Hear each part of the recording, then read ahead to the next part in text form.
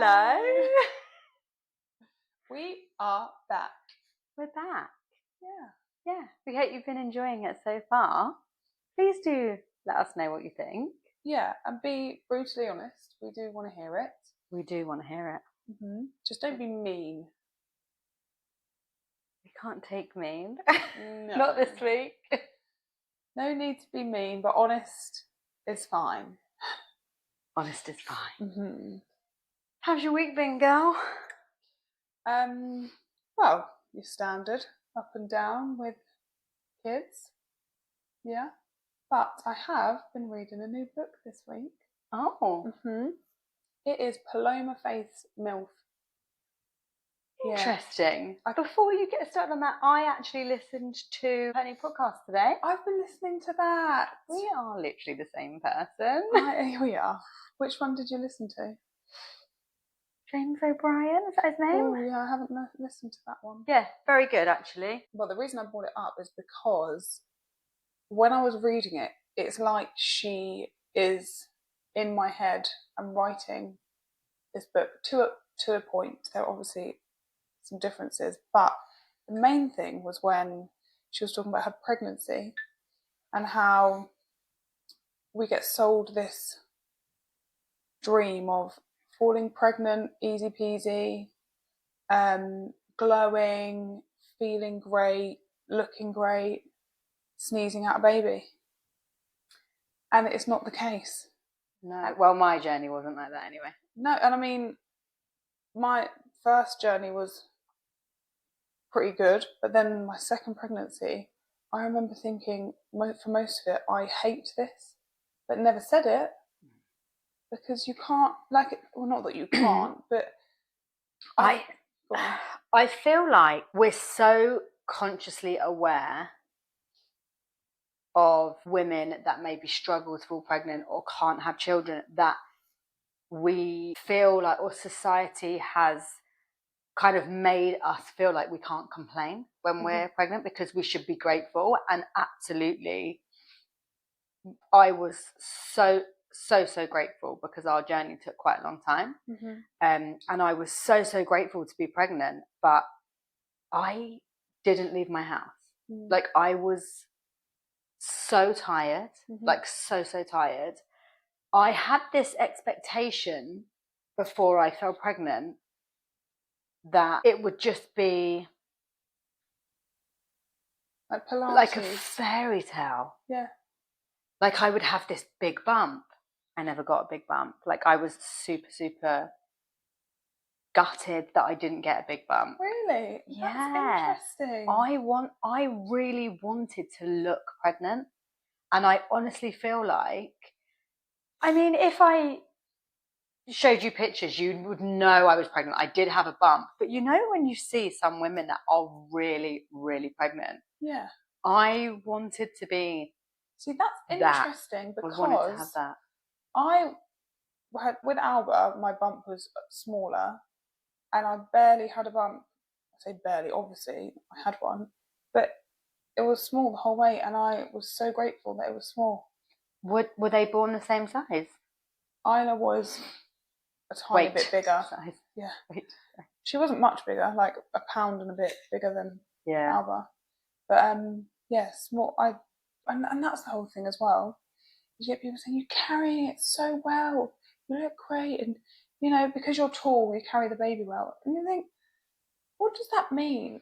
And or just, I think, comments in general about a bump. Like, again, since being pregnant, I'm very conscious about what I say to friends or other pregnant women that I'm around, because there's no well, when you've done it, you understand, right? Like, but I remember people just being like, your bump's so small, or look how tiny you are. Like, and I actually think it really affected me. Really? Yeah, because again, I've just imagined this fairy tale. Like, I imagined that I would be glowing. I imagined that I would look great pregnant. And I was very lucky. Like, I do think I looked great. Check me out. I did take pictures the whole way along. And I remember, you?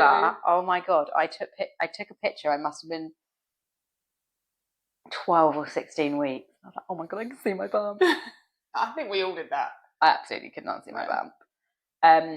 But then I sadly had to go into hospital at 38 weeks.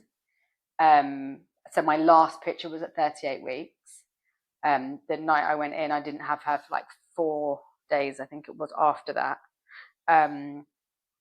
But I just felt like the fairy tale pregnancy I didn't have. And it has absolutely made me question if I want to go through that again. Yeah.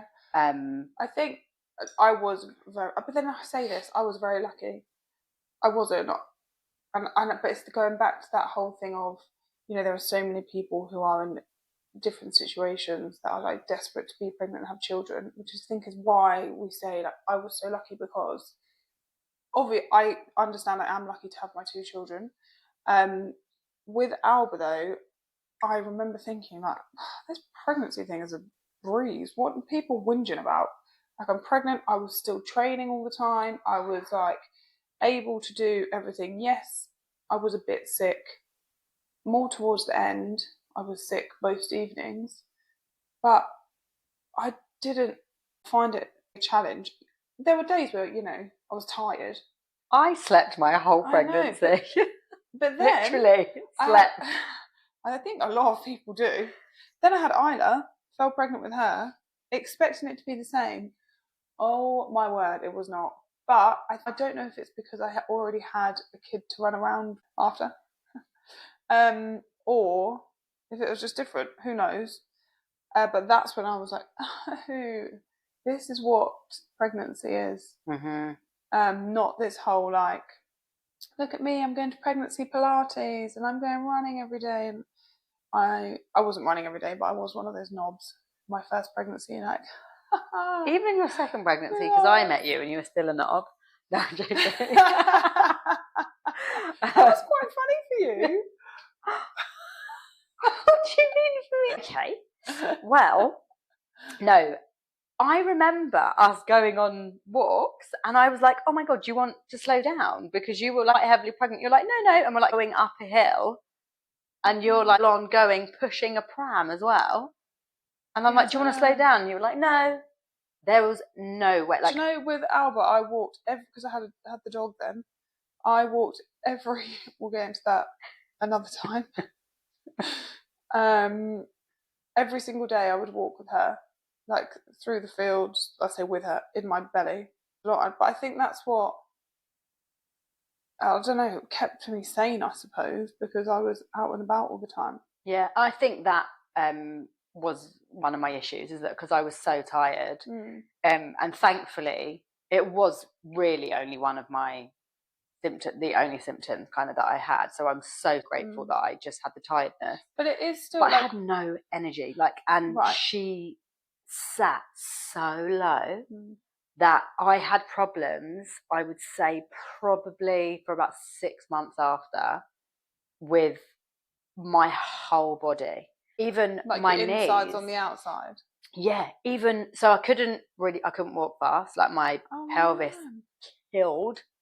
My knees, I genuinely thought I had arthritis. I thought I was going to be diagnosed with arthritis. I could not get off the floor without having to lift myself up off of something. I've honestly never heard of this. And this is what I mean with it. So much happens through pregnancy and after that no one tells you about. I know. Another one. Did you get restless legs?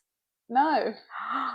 Oh my God. So I didn't know this was a thing until I obviously got it. And this was towards the end of pregnancy. Couldn't keep my legs still. I would lay in bed and my legs would be moving the whole time. I couldn't stay still. Tossing and turning. I had insomnia.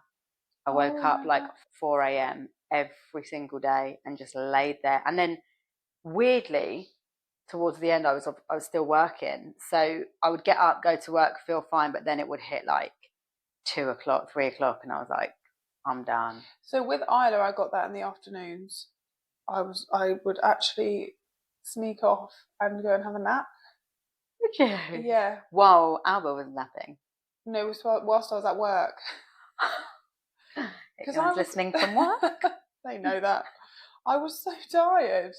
I'd be like, oh yeah, I'm just going to go and see what's going on out there. Go for a sleep. I had to. But the thing is, we say it's like tiredness.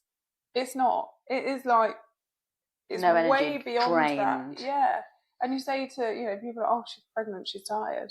It's not just being tired.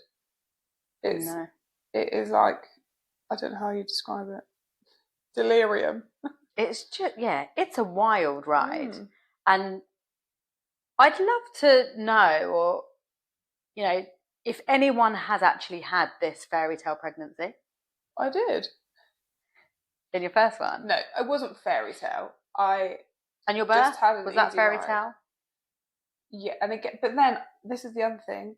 I don't often bring up my birth because I'm like, people are going to hate me, because they were both very straightforward and very quick. But it shouldn't be like that. It shouldn't be that I can't talk about mine because I don't want to make you feel bad about yours. But I don't know, I feel like it is, because more often than not now, births sound horrible. Yeah, I mean, mine wasn't horrible. I just was so convinced. Like, I was never scared of labour, ever. So I genuinely thought I was going to breathe this baby out. Mm-hmm. I have a fear of needles, not in like an injection, but blood test or a cannula. Is it more the blood? No, it's the fact that it's going into your vein and extracting rather than putting in. Like, cannot cope, to the point where I actually got hypnotized for it before I fell pregnant. No, before I fell pregnant, I got hypnotized because I thought that because I knew I was going to be having to have blood tests, that was a reason why I wasn't falling pregnant, because I was so petrified of it. Oh. New fact that you didn't know about me. Yeah, I've got better now because I've just had to do it. And I think, again, when you've got your own child and you've gone through any sort of pregnancy or birth, you just get on with stuff, right? You just have this whole new, like, it's fine, we can do it. We're strong. Yeah, sometimes. Unless they're sick. And I'm like, oh. I can deal with that, actually. Aaron said to me once, it's your daughter, deal with it. I was like, this rank is what it is. So I let him clean up her sick. Great story, bro. It doesn't matter whose sick it is, it's all gross. Yeah, that's true. Anyway. Right, so I genuinely thought I was going to breathe this baby out. Now, in my friendship group at the time, I was very fortunate that the majority of the girls have all had kids, and they literally looked at me as if I was mad, because I was like, I'm breathing this baby out. I've done hypnobirthing. I am so in control. I am not nervous.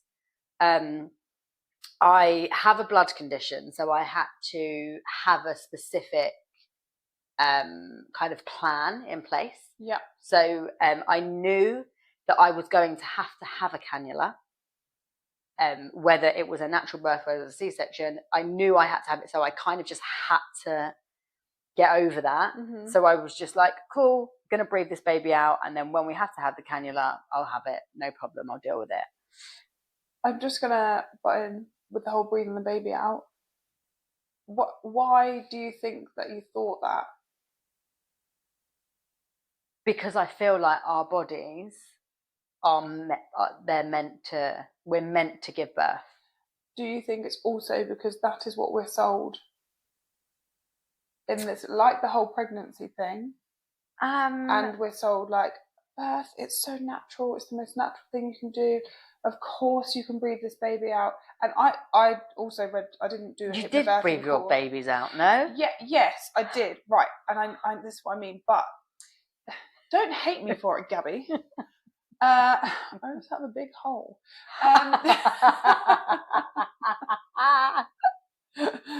If I didn't then, I do now. Anyway. We're keeping that bit in. We are keeping that bit in. What I mean is, I read the hypnobirthing book. I didn't do a course because you can imagine when someone told me what it was, I was like, fuck that. But you know, works for a lot of people, and I don't have anything against it. I read the book and was like, of course, this is how it's going to go. I know a lot of people who did the same thing, did the course, read the book, and it didn't go that way for one reason or another. And I'm not saying that it shouldn't be an option, because obviously it works for a lot of people. But I think, I wonder if we're sold this whole, when you're pregnant, you will feel great and you'll be glowing, and then you will just have a baby. Mm-hmm. It's not that simple, especially today as well, because the rate of cesareans is going up and up these days. Right. So I had a cesarean. Mm-hmm. So as I mentioned a little bit earlier, I had a midwife appointment at 38 weeks, and she was like, "You're measuring small." And I've been saying this my whole pregnancy. I'd been in triage a few times because I felt like I was leaking water, and they did the test. No, nothing. You just pushed yourself. Yeah, which I absolutely hadn't, because now then when I had, all right, maybe I did once or twice, but I had a small bump. They were like, "We're going to send you for a growth scan." Sent me for a growth scan. Then I saw the consultant, and the consultant was like, "You need to come in tonight to be induced." And when I did my hypnobirthing course, I was like, I don't want to be induced. I'm not having sweeps. I want everything to be natural, and I just want it to happen. And then whatever happens from there happens. But when you have someone who is a professional telling you the baby's measuring small, we do need to get the baby out, then I feel like maybe second time round, I would stand my ground a little bit. However, first time round, I just want that baby safe. I just want that baby in my arms. And sorry, I'm going to butt in again. You are not alone in that, because that is happening. I don't know the stats, but I think it is happening so often, because I've heard that story so many times, and I had the same with the measuring small with both of them. I do agree, obviously, with the growth scans, and I know that they're doing it to protect everybody, because if there is an issue and they don't bring it up and they don't let you know, then obviously they're liable and it could go wrong. But then I wonder, why is this happening so often, where they're telling us that our babies are measuring big or small, we need to be induced and have C-sections, the babies come out and they're fine. Right, so I went into hospital on the Friday night, and she was born on the Tuesday afternoon. That's like 4 days. Yeah, and I literally was at my lowest, because they wouldn't let me leave. They didn't induce me or try to induce me. So they needed to wait for beds to come available, because it had to be consultant led, and on a different ward. And it took 2 days for that. So we were in hospital for 2 days with nothing happening. Why couldn't you go home? They said that they weren't allowed to discharge me. They were like, "Now that you're here, you've got to be here." And I found that really hard. So I actually ended up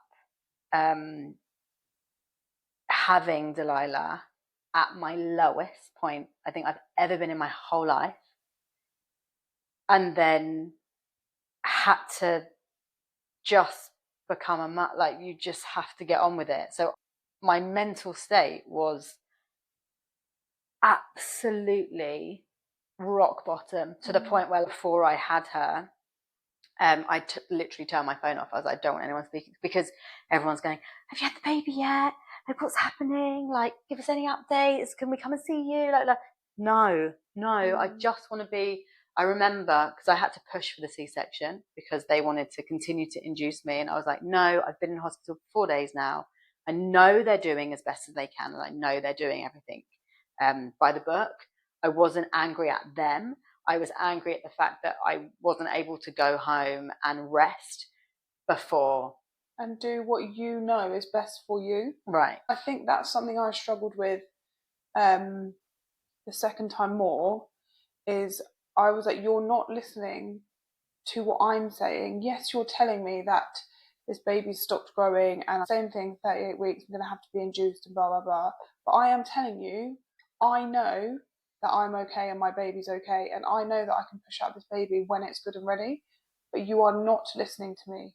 You are looking at a chart. This consultant looked at the chart for all of 5 seconds and told me I needed to be induced or have a C-section. I can't even remember. Is this with Isla? Isla, yeah. And because you'd been through it before, you stood your ground a little bit. But I'd said to them, also I had a friend who, she had her second, and she really stood her ground, and actually that sort of gave me the confidence to also do it, because do you know what I mean? When someone's done it, you're like, I know that I can also do it, because then she got the birth she wanted, so I knew I'd get it. But I think that's the problem I had, is that this woman had just come in talking to me all of a sudden about oxygen deficiency, brain damage, blah, blah, blah. And I was like, what? Where has this come? What? And I wanted a home birth with Isla. Yeah. Was convinced I was going to have this home birth. And then I remember when I left the hospital, they basically said, if you're not going to agree, we need to put all this on your notes. And I had to go in for monitoring every 2 days.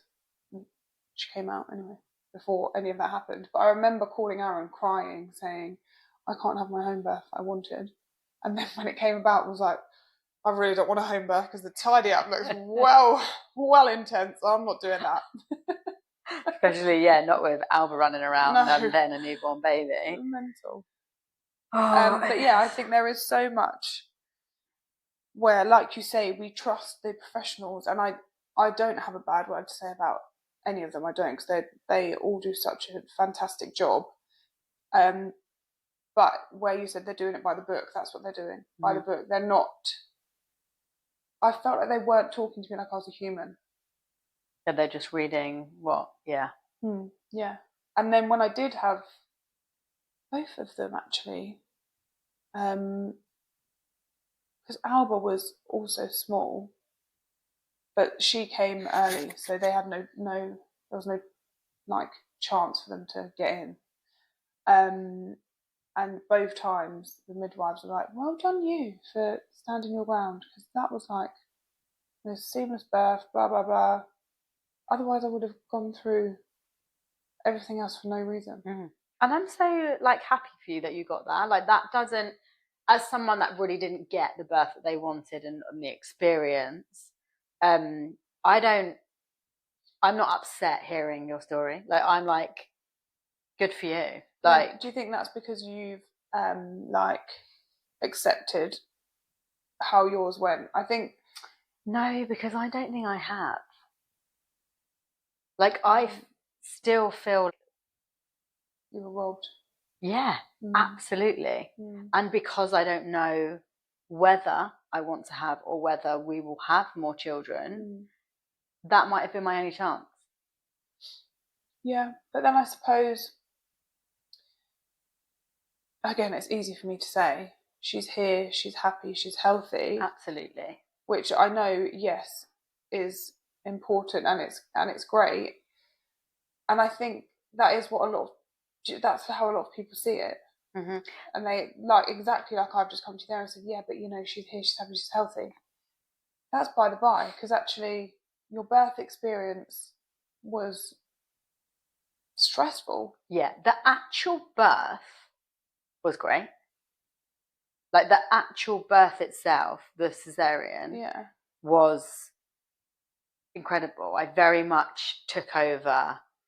Okay, Tom, what are you doing over there? Why is that beeping? How are we doing on the heart rate? You can imagine what I was like. I was project manager. I bet they were someone gag her.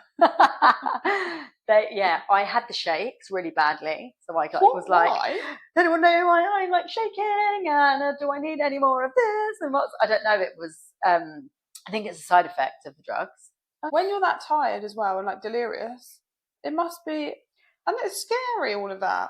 It is. I think, again, I just needed some sort of normality. And because at the time, or a couple of months prior, my job was very much just like, okay, I was super, super on everything, doing everything, that it was like, hey, I can control something again. And I was really enjoying that. But the one good thing actually about it, and about how the whole experience was, I can remember the whole thing. It's not like it was a blur or an emergency. Like, it was very, I had a playlist playing. I remember that there was a junior midwife in there and she was singing the songs that I had, but it was all really it's called easy listening. I had 2 different playlists, one that had like The Greatest Showman, and I used that when I was being induced and I was having contractions. I used that to get me through the contraction, focusing on the songs, and quite harsh, upbeat songs. Which normally, I mean, if I was in a room on my own, I would have sang really, really loud. You should have done. Your singing is great. Thanks. She's joking. I'm shocking. I'm like a screaming cat. But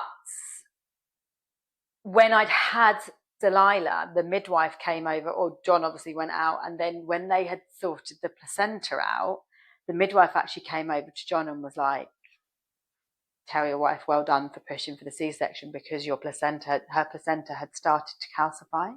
Oh my God. And this was 38.5. So I don't know how long it takes for there to become an issue with the placenta, but obviously I then found that as a bit of a saving grace, as in like, okay, this was the reason all along. Yeah. So because if I would have left it, maybe, God forbid, I would have missed a sign, something might not have happened right. So this was the reason. So I kind of clung on to that, and I still do cling on to that, because I was like, that's the reason that it all happened. And I think if that puts you at ease and gives you peace with it, then fine. That sounds wild. It was. And then you get rushed up to recovery, and I was so out of it. And my mum, obviously all the family were really not nervous, but they just couldn't wait to come and see us. So my mum had texted John and been like, can we come? And John was like, yeah, sure. Like, we're out in recovery now. Like, we'll be up to the ward soon. And we were in the bay for 10 minutes. And then my mum and stepdad got there. And at the time, I was so rude to them. Honestly, I was like, what are you doing here? Because again, isn't this meant to be a really magical moment for me, John, and the new baby, to bond? And well, it was the start of my spiral, I think, where I was just didn't get the birth I wanted. I've been in hospital now for 4 days. I've got another night tonight because she was born in the afternoon, so I had to stay overnight. I was not on that magical high that I expected. I don't think anyone is, though. And I think, again, this is another issue around it all, is that actually, like I've said a million times, we're sold this whole thing of pregnancy and birth, but it's not reality. And we need to stop pretending it is, because it's not helping people. It's not. But how would you feel if you were pregnant and you heard women like us talking about our stories? Do you think it's hidden to keep others, I don't know the word, like to hide it, so that they don't, so they're not shit scared? Yeah, I actually think probably. But then there are things that I think, like a birth plan. Why is anyone doing a birth plan? I don't think it's helpful for anybody, because then you have this plan in your head and they say, do a loose birth plan. Have this plan in your head and it doesn't go that way. And that happened for both of them. I mean, I didn't even do one for the second, but I had this birth plan because, the woman at NCT was like, do your birth plan, blah, blah, blah. And it didn't go the way I thought it would, but that was down to understaffing. It was no one's fault. It was just there was not enough staff, and I nearly gave birth to her in triage with no drugs whatsoever. Really? Yeah. So then I was being wheeled through the hospital, I remember her saying, "You're going to have to lay down." I was like, "I cannot lay down. This baby's coming out." And she was like, "Emma, we need to wheel you through. So basically, everyone is going to see like your asshole." And at the time, I thought, don't don't care. So were you on all fours? Yes, that's how I gave birth to both of mine. Yeah. Like hanging over the top of the bed, yeah. looking on. Alba, my labour was like 7 hours from start to finish. Wow. Quick, yeah. So the day before, we've been with our families because it was Christmas Eve. Been out together, been to the pub. Went home from the pub, was like, bye, see you later. And then the next morning, obviously called everyone like Merry Christmas, and we had this baby. Because I didn't tell anybody I was in labour. So you said Merry Christmas, your present is the baby? Yeah. What time was she born? Oh, she was 2:45 in the morning. And we thought we'd be able to get out and go straight to Aaron's mum's. We were supposed to go for breakfast and just turn up there with a baby. Oh my God. But it's never that simple, is it? No, and would you want to do that? We did. When we went home from the hospital in the afternoon, had a shower because I wet myself on the way home, and went to his mum's and then went over to my mum's. Wow. It was Christmas Day. But also, again, my experience was wildly different because I went into hospital. Well, yeah, hang on. If you had her at 2:45 in the morning, you were out by what time? I think I actually can't remember. Maybe like midday, 12, 1 o'clock. Yeah. Not that long. So yeah, we got to the hospital. My contraction started in the evening, like must have been about 7:30. Got to the hospital around 11 p.m. and we were in triage, as I think most people. Yeah, that's normal, is it? I don't know. Because I didn't do that second time. Anyway, I didn't do that. And they were talking to me. They check you and they say you're however many centimeters, blah blah blah. And then they said we'll come back and check you in. I think it's 4 hours. They left you in triage? Yeah. Were you in a bed? Yeah. Oh, fine. And then it started. They give you paracetamol, and it started to get painful, obviously. And I said to Aaron, "Can you just get some more painkillers, or like ask somebody what's going on, because this is like really ramping up now." Did your waters break? No. Anyway, she came back to have a look and was like, "Oh, it's been about 4 hours. Let me check." Had a look, and I was having a contraction, and then I stood up and was having another one. She's like, "Oh my gosh, they really are close, aren't they?" I was like, "Yeah, there's like no break between them." And I just thought because they could hear me and they were like sort of looking at me that they, I don't know, knew that I was about to have this baby. Was you loud? Was you mooing? Not yet. The mooing didn't come yet. Did you moo? Yeah. Yeah. Oh my God, yeah. Okay. And I pooed. Only with Aya I pooed, and I remember saying, "Oh my God, I pooed because I can smell it." I think John would have left me there and then if that was me. Somebody, it landed on my toe. Aaron was like, it was the tiniest little poo that came out. And that was with Isla. Anyway. No, so then, yeah, she came to check me. I had this next contraction and my waters broke then. And she had a look, she's like, "Oh, you're 9 centimetres already. Like, this baby's ready." There was another woman in triage who yelled across the bays and said, "She's already 9 centimetres and you've left her, and she's done that with no drugs." And I thought, I don't know if that's normal, but thank you. Then they were like, "Do you want some gas in air?" I said, "Yes, please." But it wasn't working, so they just gave me the mouthpiece, which was obviously doing nothing. Then I was sick everywhere. And because I said, "I think I need to push." She was like, no, not yet. I was like, no, like I could feel that I need to push. And so then they literally wheeled me through, and I think I pushed with her for about 10 minutes and she was out. And I remember thinking with Alba, this is why they call it the Ring of Fire. The Ring of Fire? Yeah. I didn't get I really remember that. But I actually didn't read up on that sort of stuff or listen to it. So I, again, blanked all that out. I just thought it was, I just thought that it was going to all be lovely and I was going to breathe her out and she was literally just going to fall out of me. But we do think that, and I was lucky that I would never say they fell out. I do. I remember thinking with Al, and I remember that in NCT she said, you will get to a point and you will turn to your partner and say, I can't do this, I can't do it. She said that is the point that your baby is coming. And as they were wheeling me through, I'd like projectile vomited everywhere. And I was crying and looking at Aaron saying, Aaron, I cannot do it. And they were like, it's coming. Thinking like, what am I going to do? I can't push out this baby. And the next thing there she was. That's just wild, isn't it? Yeah. And they did say, because she was quick, if I was to have another, it will probably be quick. So then the thing is with Isla is I actually think I wasn't like ready for it. Do you know what I mean? I think. Was she on time? Early? Both early. I think I just thought, yeah, I'm pregnant, this baby's coming. And it wasn't until I actually was in labour, I was like, oh my gosh, like, we'll do it this again. baby's coming. As in, like, I was like, I wasn't not pleased my pregnancy, but yeah, I was actually like, oh my gosh, like, there's actually a baby in here that's coming. I'd only just come to the realisation. Weird. But no, I went to her because, no, I'd gone to the hospital because they wanted to monitor me because they said she'd stop growing.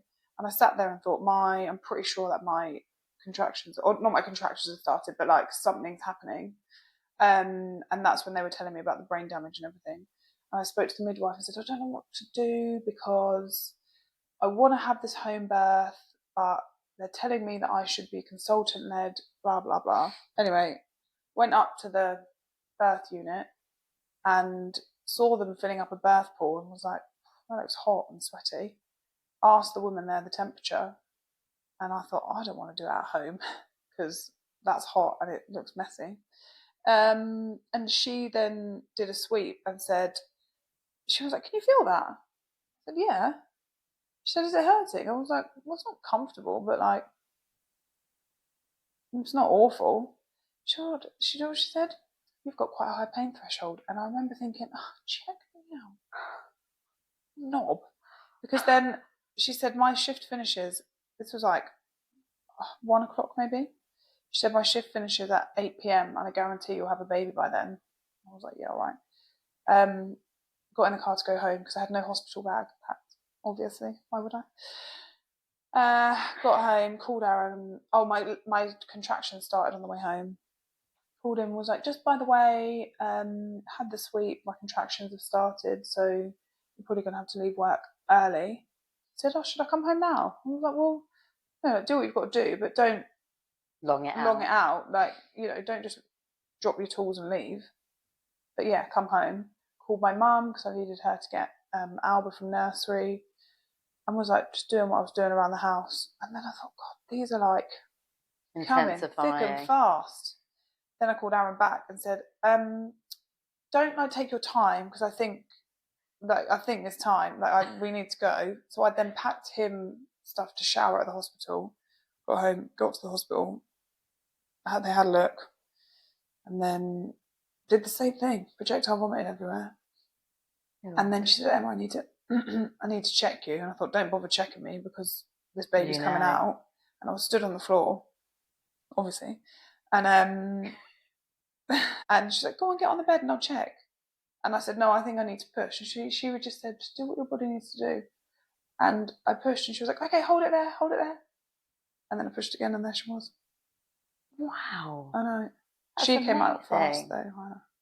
Love that. I love that for you. Thanks so much. Would you do it again? Do you know? No. I'd love to sit here and say, yeah, I would because I had really good experiences. I did have very good experiences, but no. Probably. Do you know what Aaron did when I had Alba? And he tried to with Isla, but she came too quick because he took photos of her coming out. I do have that, but mine's different because mine's a C-section. No, but yours is pure bumhole pic. Have I shown it to you? Yeah. I've shown a lot of people. Because I remember one of my friends, she did it, and she showed me the pictures, and I was like, that is so cool. Mm-hmm. And I had said to Aaron before, like, I think, if you have the time, take pictures. Yeah. And then I had her, and afterwards, like straight away, I was like, can I see her coming out? And he was like, do you want to see it now? I was like, yeah, I do. And I looked and was like, why is my arsehole so brown? Because you pooed yourself. No, this one I No, I'm didn't poo. joking. Yeah. And he was like, what? And I literally had the phone like this, went to the midwife. Why is my bumhole so brown? And she was like, just while she's pulling my placenta out or something. And she said, oh, well, actually, again, which I never knew, when you're pregnant, everything like gets more colourful. Yeah. Yeah. So I said, does it look like that normally? She said, I'm not sure. And I was like, Aaron, does my bumhole look like that normally?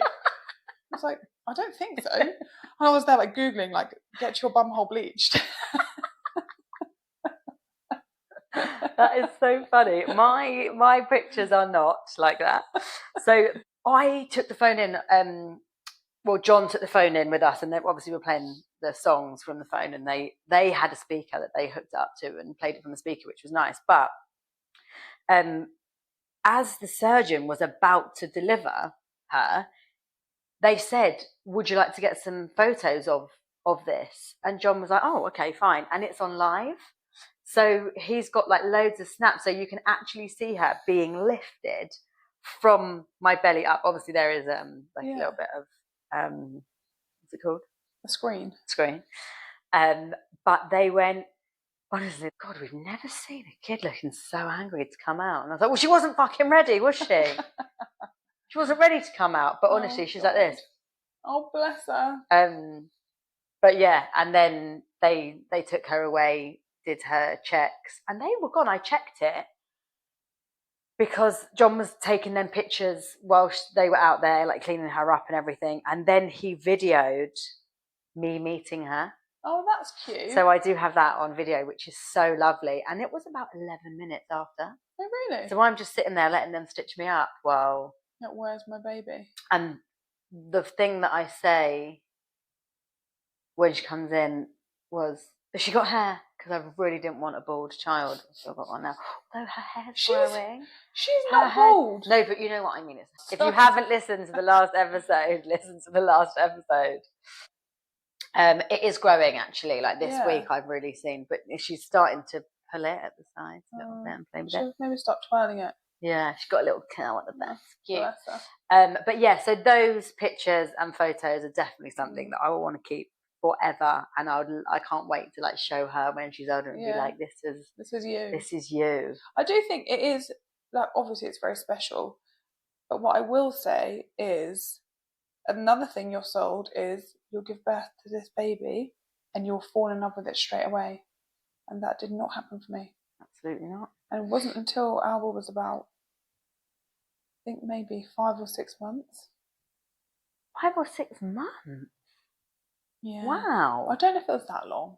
I feel like it was, but I didn't have the whole like overwhelming love. This can be our question of the week.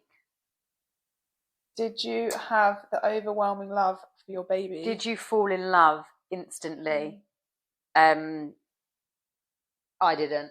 I was about 6 weeks. And I remember, and I haven't ever told my auntie this, so if she listens, she was about a week and a half old, Delilah, and we were out at my cousin's bakery, and my auntie looked at me and was like, do you just love her so much?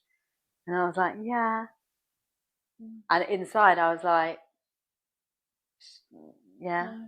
Like, I don't feel, oh my God, I love this. But whereas now, oh my God, like I literally, like when she wakes up in the morning, the cuddles that I give her and squeeze her, and like, I'm just like, I say to her about 20 times a day, oh, I just love you so much. Mm-hmm. And you know, when you grit your teeth and say it, I think I might need to get my teeth checked actually, because I love you so much. But that is it now. Like, God, I love the bones off the girl. But then with Isla, interestingly, who I just wasn't like even acknowledging that she was coming any day soon, as soon as she came out, and she was covered in all the yuck stuff. That's good though, that stuff, isn't it? It's very good for them. Is it? I don't know. They said because she wasn't in the birth canal for very long, that's why she was covered in it. And I remember like looking at her thinking, are you going to clean her? But I got the whole like, oh my God, like overwhelming love. Yeah. But now I love both of them equally. Yeah. Yeah. Ugh, love. Love. Oh, well, that was a nice little chat. It was. Wasn't it? Yeah. We definitely have a lot more that we could go into. Mhm. But we'll save it for next time. We will. Save it for next time. Bye. Bye. Thanks for See you listening. soon. Ciao, ciao.